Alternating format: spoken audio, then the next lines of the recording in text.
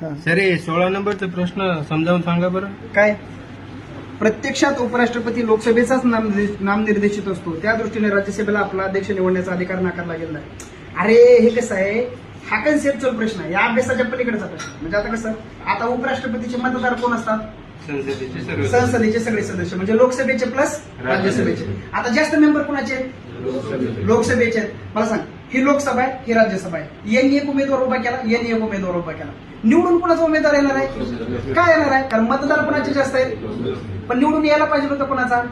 राज्यसभेचा. कळतं का मी काय म्हणतो? मग या दृष्टीने राज्यसभेला स्वतःचा अध्यक्ष निवडण्याचा अधिकार काय केलेला आहे? नाकारलेला आहे. कारण प्रत्यक्षात कोणाचा नॉमिनेटर आहे तो? लोकसभेचा. आता कळलं? असं ते घ्यायचं. काही गोष्टी परीक्षेच्या पलीकडेच्या असतात, ज्या आपल्याला समजून घ्यायला लागतात. कळतंय? चाल.